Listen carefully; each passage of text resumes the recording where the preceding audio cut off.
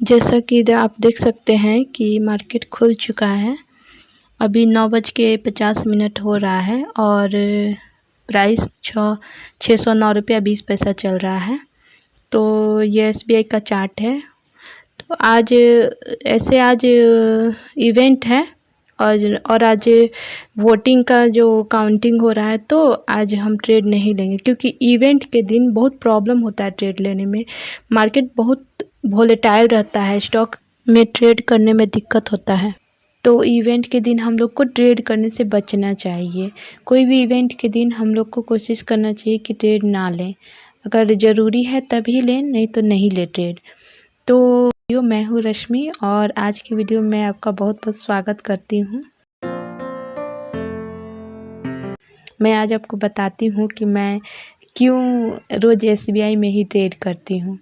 तो मैंने जब शुरू किया था ट्रेडिंग करना, तो मुझे ट्रेडिंग का ज़्यादा कुछ आता नहीं था, नॉलेज नहीं था। तो मैं रोज़ अलग अलग स्टॉक में ट्रेड करती थी। कभी बैंक निफ्टी में कर दिया, कभी निफ्टी में कर दिया, कभी SBI में कर दिया, कभी किसी और स्टॉक में कर दिया। अलग अलग ट्रेड मैं लेती थी, मैं अलग अलग स्टॉक में रोज़ ट्रेड लेती थी।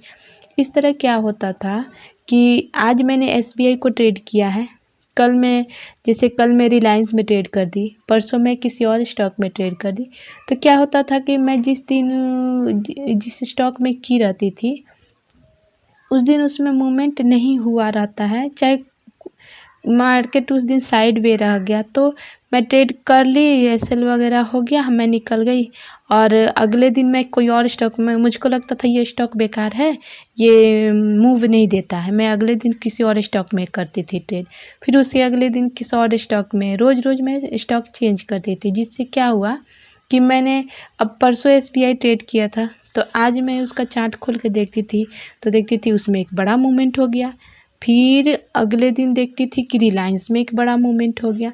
तो इस तरह क्या होता था कि मैं अलग अलग स्टॉक चेंज करती थी, तो मुझको प्रॉब्लम्स बहुत आती थी। अलग अलग स्टॉक को रोज़ एनालिसिस करना पड़ता था, रोज़ मतलब सब उसका टेक्निकल देखो, फिर से और चार्ट वगैरह देखो। इस तरह करके बहुत प्रॉब्लम्स आती थी और एक्स्ट्रा टाइम मेरे पास बचता नहीं था क्योंकि फैमिली वगैरह है, बाल बच्चे हैं, तो उसमें टाइम ज़्यादा बचता नहीं है। तो एनालिसिस करने का मुझको ज़्यादा टाइम नहीं मिलता था। अलग अलग स्टॉक चेंज करने से अलग अलग उस पर टाइम देना पड़ता है। इस तरह बहुत प्रॉब्लम हुआ मुझको शुरू में। तो मैंने यूट्यूब पर कुछ बड़े बड़े यूट्यूबर्स का मैंने इंटरव्यू देखा कि मतलब वो लोग कैसे ट्रेड करते थे पहले, अब कैसे करते हैं। तो मुझको बहुत सारे इंटरव्यू में मैंने ये देखा कि वो लोग बोल रहे थे कि रोज़ रोज़ स्टॉक नहीं चेंज कीजिए। आप अगर बिगिनर हैं तो किसी एक स्टॉक को उठाइए, उसमें आप महीना 2 महीना ट्रेड कीजिए। एक स्टॉक में लगातार महीना दिन तक ट्रेड कीजिए। एक महीना में 22 आपका ट्रेडिंग सेशन आते हैं, उतना ट्रेड कीजिए कि उससे क्या होगा, आपको वो जो स्टॉक है उसका मूव पता चलेगा कि उसका स्टॉप लॉस, इसको मतलब उसका सपोर्ट कहाँ है, उसका रेजिस्टेंस कहाँ है, उसमें टारगेट कितना का मिलता है एक दिन में, उसमें किस तरह टारगेट लिया जाता है। प्रत्येक स्टॉक का अपना मूव होता है, वो अपने चाल से चलता है। तो मैंने देखा, तो मैंने आज सोचा कि चलो ट्राई करके देखते हैं। जब मैंने ऐसा करना शुरू किया तो मुझे बहुत प्रॉफिट हुआ इस चीज़ में। और मैंने शुरू में क्या हुआ कि मैंने भी सोचा कि बैंक निफ्टी करके देखते हैं, इसमें तो प्रॉफिट बहुत होता है। तो मैंने करने का कोशिश किया, मगर जब कुछ आता नहीं है तो एक्चुअल में उस समय लॉस बहुत ज़्यादा होता है। आप समझ नहीं पाते मार्केट को, कब घुसना है, कब निकलना है, कब आपके अगेंस्ट जा रहा है, कब आपके फेवर में जा रहा है मार्केट। ये सब चीज़ें आपको समझ में नहीं आती उस कंडीशन में। तो आप घुसने को तो घुस जाते हैं और वेट करते हैं कि अब मेरे फेवर में आएगा, अब फेवर में आएगा, और मार्केट पता चलता है कि आपके अगेंस्ट चल गया। चाहे आप वो ऑप्शन ऐसा चीज़ है कि प्रीमियम डीके होते रहता है, तो आपका पैसा आप लेके बैठे भी हैं, मार्केट कहीं नहीं भी जा रहा है, तो भी आपका पैसा ख़त्म ही हो रहा है। तो उस कंडीशन में ऑप्शन में बहुत दिक्कत आता है। तो मैंने सोचा कि स्टॉक ही करके देखते हैं। तो मैं स्टॉक में ही करना मैंने शुरू किया। धीरे धीरे मैंने एक स्टॉक पकड़ा, उसमें पूरा मतलब महीना दिन तक मैंने ट्रेड किया।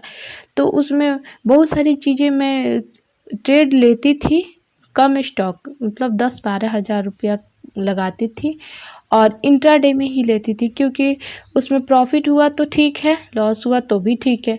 मैं 1:1 का टारगेट शुरू में लेके चलती थी, जैसा कि मैं आपको हर वीडियो में बताती हूँ। तो बिगिनर्स लेवल पर हम लोग को ऐसा ही ट्रेड करना चाहिए, क्योंकि नॉलेज बढ़ाना है जब, तो कम पैसे लगा के कीजिए। एक्चुअल में क्या होता है, जब हम लोग मार्केट में आते हैं तो 1, 2, 4 प्रॉफिट अगर लगातार हो गया तो हम समझते हैं कि हम लोग को तो ट्रेड करने आ गया, अब तो हम कर लेंगे। तो उस कंडीशन में हम लोग क्या करते हैं कि और ज़्यादा पैसा लगाते हैं। थोड़ा पैसा लगाए, प्रॉफिट 2-4 हो गया तो सोचते हैं कि हमको तो अब ट्रेड करने आ गया, और पैसा लगाते हैं। और विशेष तरह से कि जो लोग ऑप्शन में आते हैं, ऑप्शन में तो बहुत पैसा दिखता है, ऑप्शन बाइंग में बहुत पैसा दिखता है, मगर जाता भी उतना ही तेज़ी से है। आपको दिखेगा कि मार्केट में तो बहुत सारा पैसा है, अगले दिन हम और लगाएंगे और लगाएंगे और लगाएंगे, करते करते पता चलता है एक दिन आपका कैपिटल का 50% चला गया। अगले दिन आप उसको रिकवरी करने गए तो पता चला वो भी चला गया। ऐसे करते करते पैसा बहुत ज़्यादा लॉस हो जाता है। ऑप्शन में तो बहुत ज़्यादा लॉस होता है। तो जब तक आपको नहीं आता है, आप प्रैक्टिस कीजिए। पहले पहले आप किसी भी स्टॉक का, आप कोई भी, मैं एसबीआई में सिर्फ एग्जाम्पल के तौर पर आपको मतलब देखिए, जो प्रॉब्लम मैंने फेस किया है मैं चाहती हूँ कि वो आप ना करें। तो आपको एग्जाम्पल के तौर पर मैं एसबीआई लेके दिखा रही हूँ। और एसबीआई में क्या है कि ये स्टॉक ज़्यादा वोलेटाइल नहीं रहता है। छोटा स्टॉप लगाइए, स्टॉप लॉस लगता है और छोटा ही टारगेट मिलता है। बड़ा भी मिलता है, 1:2, 1:3 भी मिलता है, मगर मार्केट के मूव के अनुसार मिलता है। इसमें भी, ये भी अच्छा स्टॉक है, मगर इसमें वॉलेटिलिटी कम है। नहीं तो और भी जो इतने पैसे के जो स्टॉक है, इतने प्राइस के जो स्टॉक है, उसमें वॉलेटिलिटी ज़्यादा रहता है। तो आपका एसएल भी बड़ा होता है, टारगेट बड़ा मिलेगा मगर एसएल भी बड़ा लगता है उसमें। तो इस चीज़ को ध्यान में रख के आप कम वॉलेटिलिटी वाला स्टॉक चुनें। तो उसमें आप ट्रेड करके 1 महीना 2 महीना देखें कि पहले मार्केट में कैसे ट्रेड लिया जाता है, कैसे एंट्री किया जाता है, कैसे एग्जिट किया जाता है, कहाँ स्टॉप लॉस लगाया जाता है, कैसे ट्रिगर लगाया जाता है। ये सब चीज़ शुरू में पहले समझना पड़ता है हमको। जब ये समझ में आ जाए उसके बाद आपको इस तरह से, मान लीजिए 1 महीना आप एसबीआई कर लीजिए, फिर दूसरा महीना आप रिलायंस का शेयर कर लीजिए, फिर तीसरा महीना आप कोई और शेयर उठा के कर लीजिए। ऐसे करते करते आप साल में कम से कम 8-10 स्टॉक में आप प्रैक्टिस कर लीजिए। और देखिए, अगर आप लगातार इतने स्टॉक में अगर आप प्रैक्टिस कर लेते तो आपका आँख अभ्यस्त हो जाता है चार्ट देखने के प्रति। तो आप किसी भी चार्ट को देखेंगे तो आपको पता चल जाएगा कि अब किधर मूव हो सकता है, क्या हो सकता है। आपको लग जाएगा कि ट्रेड मेरे फेवर में जा रहा है, अगेंस्ट जा रहा है, चाहे कहाँ जाएगा। चार्ट में सब पता चलता है। आप जब आपको प्रैक्टिस हो जाएगा देखते देखते समय के अनुसार, तो चार्ट में सब पता चलता है। तो ये चीज़ को आपके आँख को अभ्यस्त बनाने के लिए, ट्रेडिंग सीखने के लिए, किसी एक स्टॉक को आप उठाइए, उसमें ट्रेड करके देखिए कुछ दिन तक।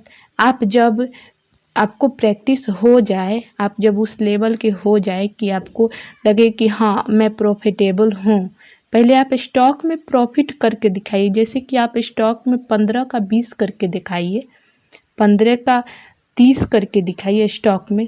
जब जिस दिन आप किसी भी स्टॉक को ट्रेड करते करते उसको दुगुना कर लेंगे, उसका जो आप पैसा लगाएं उसको दुगुना कर लिए। मान लिए कि आप एसबीआई में 15,000 से ट्रेड कर रहे हैं और उसको जिस दिन आप 30,000 कर लिए, 15,000 को 30,000 कर लिए, समझ लीजिए कि उस दिन 30,000 नहीं 20,000 ही कर लिए, चाहे 25,000 ही कर लिए, समझिए कि उस दिन आपको ट्रेडिंग करने आ गया। और आप उस दिन अपने पसंद के अनुसार आप ऑप्शन कर सकते हैं या फ्यूचर कर सकते हैं, क्योंकि ये दोनों बहुत ज़्यादा रिस्क वाला ट्रेड है। तो आप अपने पसंद से कर सकते हैं। दूसरा कारण ये है कि आपने देखा होगा जो लोग ऑप्शन करते हैं या जो लोग फ्यूचर का भी ट्रेडिंग करते हैं, वो किसी मतलब कुछ स्पेशल मतलब स्टॉक्स को, या जैसे कि जो लोग ऑप्शन करते हैं वो लोग बैंक निफ्टी में करते हैं या निफ्टी में करते हैं। आपने देखा होगा वो लोग बैंक निफ्टी ही करेंगे, चाहे निफ्टी ही करेंगे।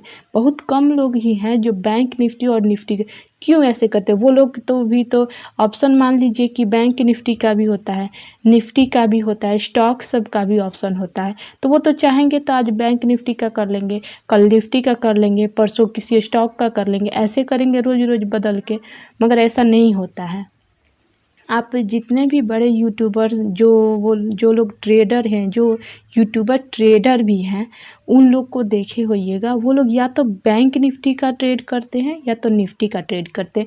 वो तो ऐसा नहीं कि आज स्टॉक का भी मतलब आज स्टॉक का भी ऑप्शन ट्रेड कर लेते हैं, बैंक निफ्टी का कर लेते हैं, ऐसा नहीं करते वो लोग। सिर्फ कोई एक चीज़ वो लोग उठाए हैं, उसमें उन्होंने महारत हासिल कर ली। जैसे बैंक निफ्टी का ट्रेड करने वाले, वो बैंक निफ्टी के बारे में हर चीज़ जानते हैं कि कब बैंक निफ्टी कैसा मूव करेगा।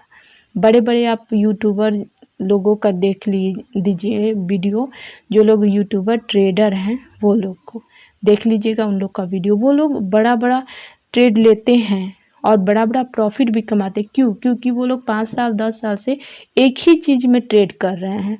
तो उस चीज़ को हम लोग नॉर्मल रूप से फॉलो करके उस चीज़ से हम लोग बेनिफिट, उन लोग ऐसा क्यों करते हैं, उन लोग से बेनिफिट हम लोग, उन लोग के थिंकिंग से, उन लोग के ट्रेडिंग स्टाइल से हम लोग बेनिफिट उठा सकते हैं। तो इस चीज़ को आप ध्यान में रखिए और ये चीज़ आप देखिए खुद से। आप एक बार ऐसे ट्रेड करके देखिए, एक ही स्टॉक में रोज रोज ट्रेड लीजिए। आप बैंक निफ्टी में प्रॉफिट आपको बड़ा दिखेगा, मगर वो प्रॉफिट आप ले नहीं पाइएगा, क्योंकि प्रैक्टिस के बिना कोई भी ट्रेड आपको प्रॉफिटेबल नहीं मिलेगा। तो ये कारण था मेरे SBI में रोज़ ट्रेड करने का। एक्चुअल में ऐसा है नहीं, मैं आपको समझाने के लिए ही SBI में ट्रेड करके दिखा रही हूँ छोटा क्वांटिटी में। आप चाहें तो किसी और स्टॉक में कर सकते हैं, कोई दिक्कत नहीं है। मगर हाँ, जिसमें करिएगा उसमें कम से कम 1 महीना ट्रेड करिएगा, 20 ट्रेडिंग सेशन मिनिमम करिएगा। और उसके अलावा जो आप ट्रेड करते हैं उसको लिखिए। आप उसको डायरी में या कॉपी में या आप एक्सेल शीट में उसको लिखिए। ट्रेड क्यों लिया, कहाँ निकले, कैसे ट्रेड किए, क्या दिखा था, क्या सोच के निकले, आपका कितना टारगेट हुआ, कितना एसएल हुआ, ये सब चीज़ आप लिखिए। डायरी ज़रूर मेंटेन कीजिएगा। जो आप ट्रेड लिखते हैं उसको एकदम आपको बाद में फ़ायदा करता है। आप उसको पढ़ते हैं तो आपको फ़ायदा करता है बाद में। तो आप उसको लिखिए जो भी ट्रेड करते हैं, इससे आपका ट्रेडिंग इम्प्रूव होता है। तो फ्रेंड्स, अगर आपको मेरा वीडियो पसंद आया, मेरे ट्रेडिंग का तरीका अगर आपको पसंद आ रहा है, मेरे समझाने का तरीका आपको पसंद आ रहा है, तो मेरे वीडियो को लाइक कीजिए, चैनल्स को सब्सक्राइब कीजिए और मिलते हैं अगले वीडियो में। तब तक के लिए थैंक यू।